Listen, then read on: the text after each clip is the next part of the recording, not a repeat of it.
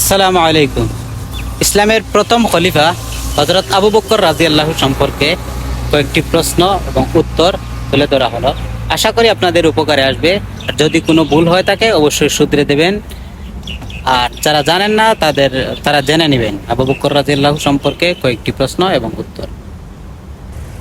ইসলামের প্রথম খলিফা কে ছিলেন? হযরত আবু বকর রাদিয়াল্লাহু। হযরত আবু বকর রাদিয়াল্লাহু কত সালে কোন বংশে জন্মগ্রহণ করেন? হযরত আবু বকর রাদিয়াল্লাহু 573 খ্রিস্টাব্দের কুরাইশ বংশে জন্মগ্রহণ করেন। হযরত আবু বকর রাদিয়াল্লাহু এর পিতার নাম কি?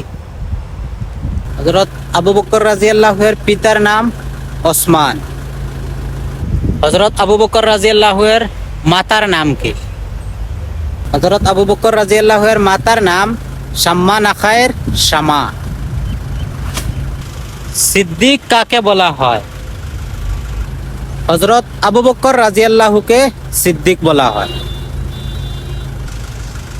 সিদ্দিক শব্দের অর্থ কি? সিদ্দিক শব্দের অর্থ সত্যবাদী। হযরত আবু বকর রাদিয়াল্লাহু কত বছর খলিফা ছিলেন?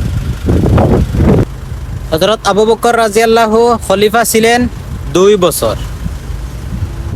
নতুন ইসলামী সাম্রাজ্যের প্রকৃত প্রতিষ্ঠাতা কে ছিলেন? নতুন ইসলামী সাম্রাজ্যের প্রকৃত প্রতিষ্ঠাতা ছিলেন হযরত আবু বকর রাদিয়াল্লাহু। প্রথম 4 খলিফাকে কি বলা হয়? প্রথম 4 খলিফাকে বলা হয় খুলাফায়ে রাশেদিন।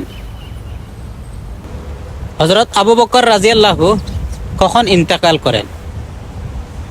হযরত আবু বকর রাদিয়াল্লাহু ইন্তেকাল করেন 634 খ্রিস্টাব্দে। হযরত আবু বকর রাদিয়াল্লাহু এর আমলে রোমান সম্রাট কে ছিলেন? হযরত আবু বকর রাদিয়াল্লাহু এর আমলে রোমান সম্রাট ছিলেন হিরাক্লিয়াস। হযরত আবু বকর রাদিয়াল্লাহুকে সিদ্দিক বলা হয় কেন? হযরত মুহাম্মদ সাল্লাল্লাহু আলাইহি সাল্লামের মিরাজ ভ্রমণের ঘটনা তিনি সর্বপ্রথম বিশ্বাস করেন, তাই তাকে সিদ্দিক বলা হয়।